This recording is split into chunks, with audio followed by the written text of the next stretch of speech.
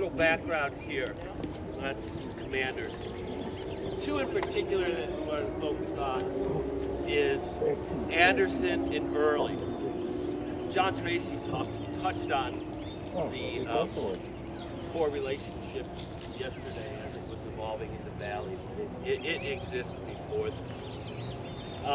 It's like June 1st, 2nd of 1864 at the Battle of Cold Harbor. The second is Jubal Early is some of his troops are partially behind Anderson. Anderson's got the first corps, his Longstreet's still out from his wounding in the wilderness. And Early sends communications to Anderson indicating that Anderson's supposed to attack in conjunction with Jubal Early, and that indicates that Anderson's not doing what he was supposed to do. Anderson sends him a sharp message back, as he said he had no such orders, and that he declined to be guided by his guidance, such as what had occurred the day before, where Early advanced and attacked and lost 80 to 100 men to gain a bit of information that was already known.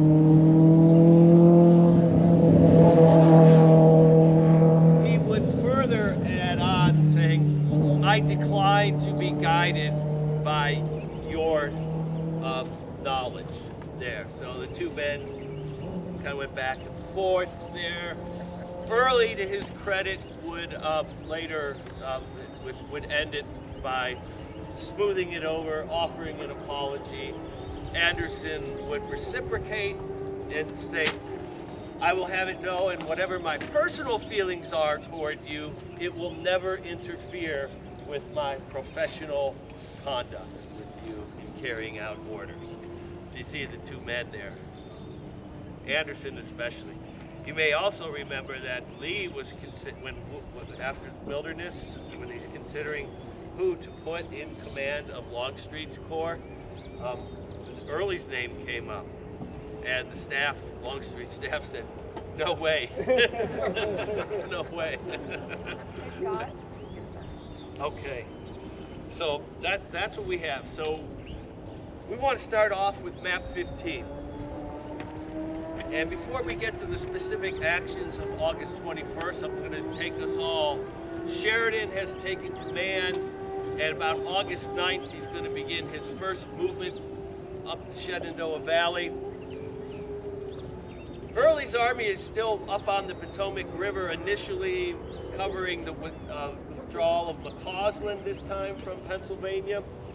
But scouts at Shepherdstown, Mudwall Jackson's brigade, promptly perceived the buildup of Union troops at Harper's Ferry and get word to Early, and Early's going to promptly begin hustling the Army of the Valley District south through Martinsburg, through Winchester, and Sheridan will make several attempts to cut him off at Winchester on the 10th, Newtown, or what's now Stevens City, on the 11th, but all of these will fail. Early makes it safely back to Fisher's Hill. They're skirmishing around Strasburg and Cedar Creek for a few days. Then Lee sends Anderson out here. Initially, Anderson's supposed to be operating east of the Blue Ridge, threatening the Washington, D.C. region. But at the request of Jubal Early, who now feels threatened because Sheridan's army is larger, significantly larger, although it's nowhere near its largest point here, Anderson's going to come to the valley. Now, Grant was immensely concerned about this. Now, Grant's not doing McClellan multipliers on Confederate troop strength, but he thought they were much greater than they were. Perhaps Grant is thinking that just like the Army of the Potomac's getting replacements in for its casualties, that Lee's replacing a lot of his men. He's looking at these troops as strength that they had before the Battle of the Wilderness. You know, Second Corps over 20,000 men. Grant's also initially not sure. Anderson's coming with Fitz Lee and Kershaw, but they're not sure if there's another infantry division with him. So they're viewing it this is the direction Sheridan's getting, is that he could be outnumbered in terms of infantry out here in the Shenandoah Valley. The War Department and Grant are so concerned, they're going to have this message carried out to the Shenandoah Valley by Colonel Norton P. Chipman. Chipman is going to be the War Department spy in Sheridan's army. And so Sheridan's got somebody watching every move that he makes. Grant lets him know they're too strong for you. You got to pull back towards Harper's Ferry. And he's going to begin withdrawing on the 15th.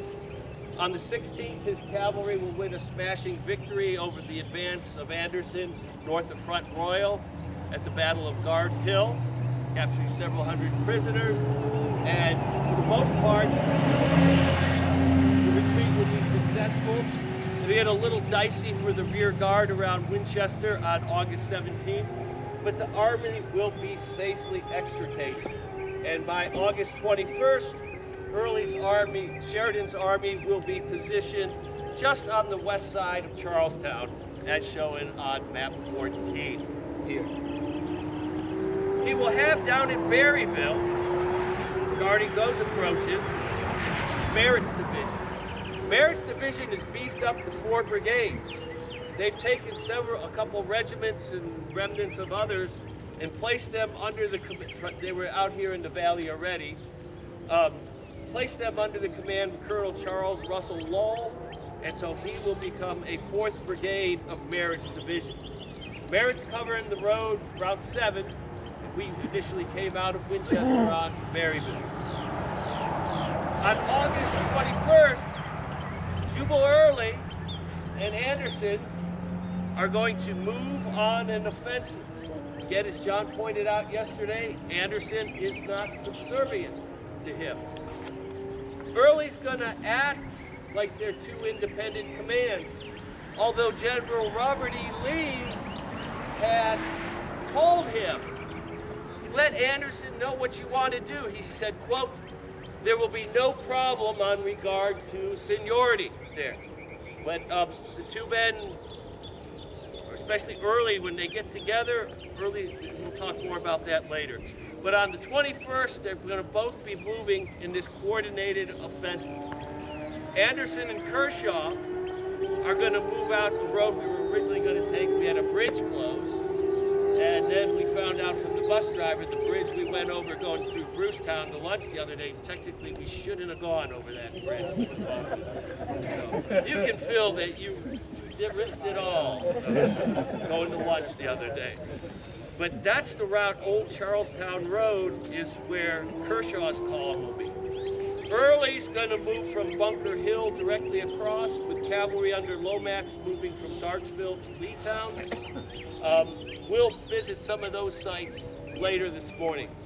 Right now, we're focused on Summit Point, and that's where General Wilson's division. Wilson's division has just arrived a couple days before this. They arrive and they're the rear guard around Winchester as Sheridan's beginning to fall back to Harper's Ferry. His division, his men, will be all armed with Spencer repeaters. So when they were on their way up here, Wilson used his connections. He used to be involved with the Cavalry Bureau before he joined the Army of the Potomac as a division commander, and got all the units that did not have Spencers. They now had them when they came out here, so it's a full division. He's going to be assigned the duty of covering many of the fords along the creek. That's Opequon Creek. Runs from south of Winchester, south of the Kernstown area, to the north until it spills into the Potomac River. In particular, he's covering the area that Kershaw is moving forward on. The skirmishing is going to start that morning, well, several miles west of us. And it's initially going to be 1 regiment is as far south as Seaver's Ford. You see Seaver's Ford there on your map, right there. Yeah. Kind of, if you see Stevenson's Depot on the left and go to the right, you'll see Seaver's Ford.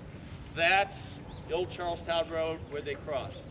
The 3rd New Jersey, elements of the 3rd New Jersey Cavalry, they're known as the Butterflies because of these gold adornments that were on their jackets.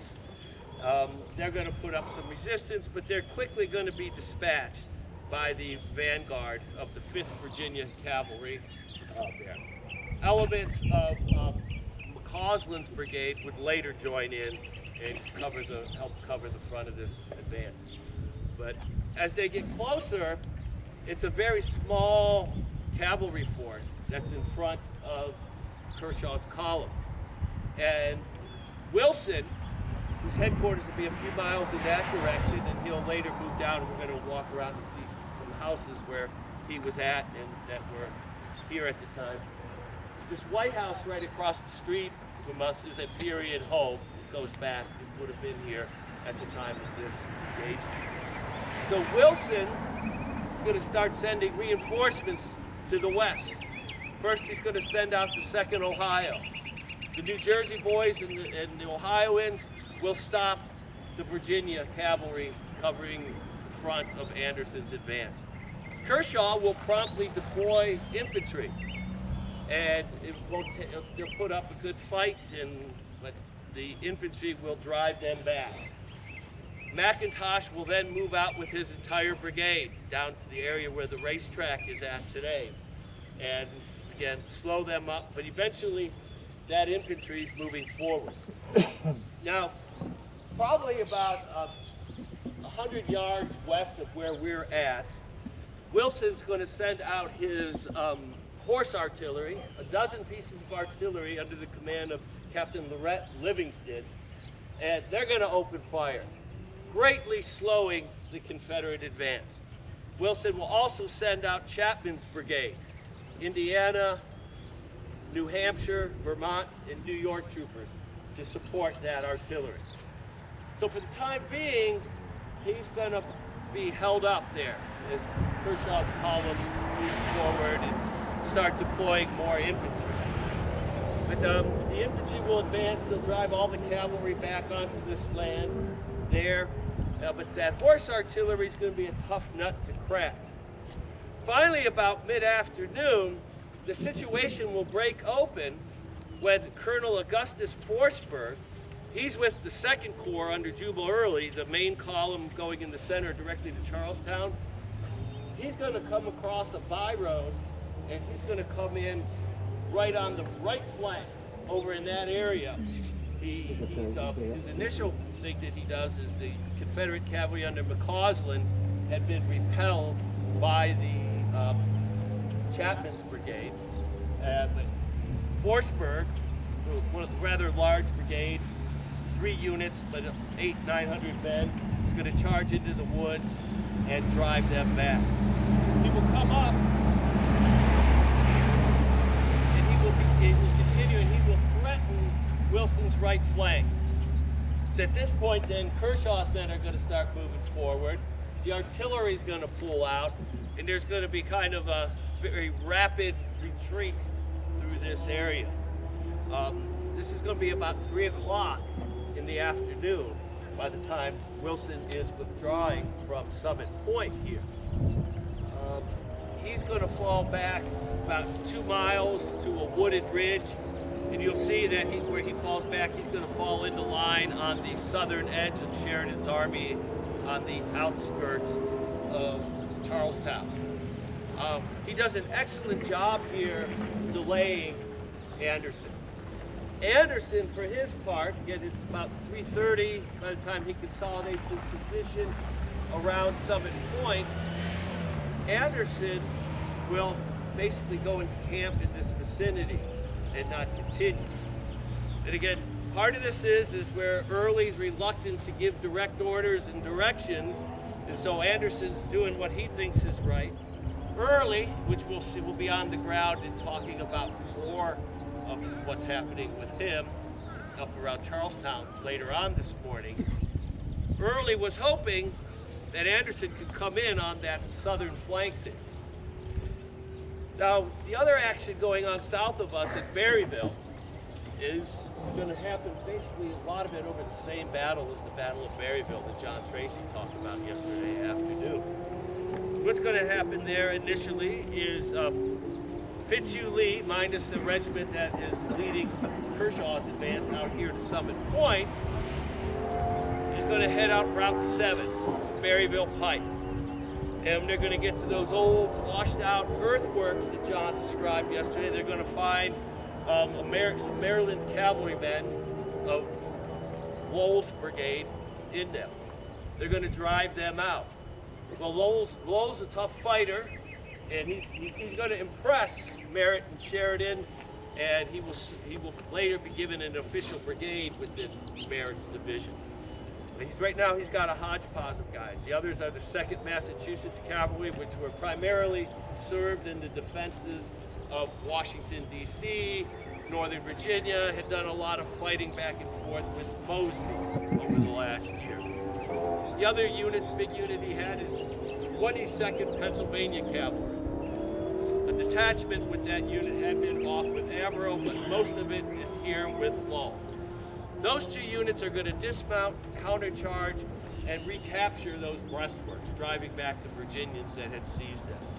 They will battle down there. Eventually, Fitzlee's going to overwhelm them on the flanks and with artillery fire, and Merritt's going to fall back through Berryville, pursued by Lee's men, and they will go as far north on Route 340 until they get the Bullskin Run around Ripon. That's kind of the area, it's just west. When we drove the other day up through Myerstown and Cabletown, the road that they took there, 340, is about 2 or 3 miles west of the one we were on. And Union Cavalry will make a stand at Bullskin Run there. In there, that's pretty much where Fitz Lee will call it quits for the day as well. So you're going to see there, Jubal Early there, the southern expectations of this campaign, they're not going to come through. Now the Union troops, though, they're really impressed. One 6th Corps surgeon is like, he wrote that morning in a letter, he said, Jubal Early is down on us like mad. You know, this is the best coordinated offensive that he's going to be able to make here. And we have to give a lot of credit to the horsemen of Lowell and Wilson for their staunch defense against superior numbers here, for delaying and keeping this southern tier from being quickly collapsing and putting Anderson and Fitz Lee in a threatening position much earlier in the day on the 21st. So if you look at Anderson, because of the delay here, even if he leaves here at 3:30, so we've got about 5 miles to march. You know, by the time they could get up there and coordinate any attack, it's going to be getting dark. So Wilson is the guy here and does a great job here on his rear guard action. So I'm going to wrap up with this now, and I want to throw it out to you all to answer questions. Just out of curiosity, I'm looking at the map here. Don't know elevation very well. Why did Wilson and Lowell pick the places that they decided to make a stand? Well, first of all, they start off again here in terms of Wilson. Wilson is guarding the fords along the creek. So when those Confederates start coming back, this was his headquarters. We're going to drive by his headquarters house in another area in a short while here. So this Summit Point was kind of the convergence of roads and the railroad coming through here. This was the main drag coming through. So that's why this is where his main division is, as the rallying point for all those detachments that are falling back from the various fords as the Confederates begin advancing on that port. In front of Berryville, that's a ridge, and there were already some worn trenches there. It was kind of the natural defensive position on the west side of Berryville. At this time, how many men did Sheridan, Early, and Anderson have? Great question. How many men did Sheridan, Early, and Anderson have? So Early's got 20, maybe 21,000 men between him and Anderson, about 15, 16,000 in under Early, and about 5,000, 6,000 under Anderson. So I put the total at no more than 21,000 for the Confederates. Now when Anderson first arrives out here, Sheridan has maybe about 25,000 total. And the reason for that is he does not have an 8,000 man division of the Grover's, most of Grover's division from the 19th Corps has not arrived, and Wilson's division has not arrived. They're both going to arrive as he's falling back on Harper's Ferry. Wilson will be first. He'll meet up with Wilson at Winchester, and he'll meet up with Grover out closer to Charlestown. So his effective force will surge to over 30,000 men, and he'll have a distinct numerical advantage.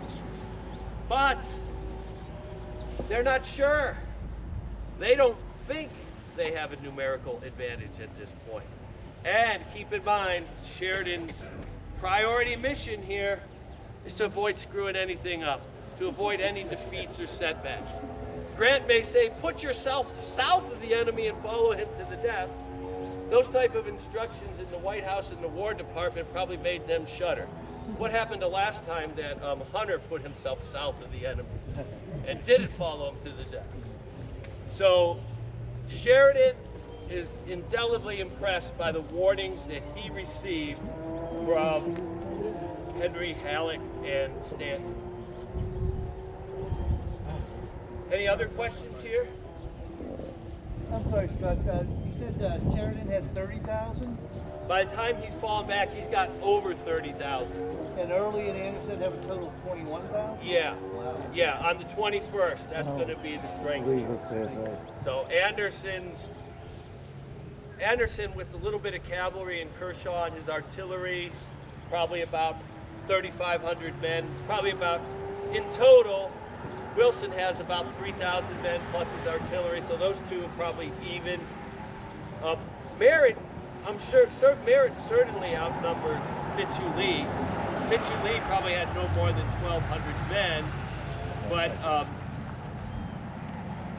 Merritt, he's got over 4,000 because they've added in those troops under Lowell to his original 3 brigades.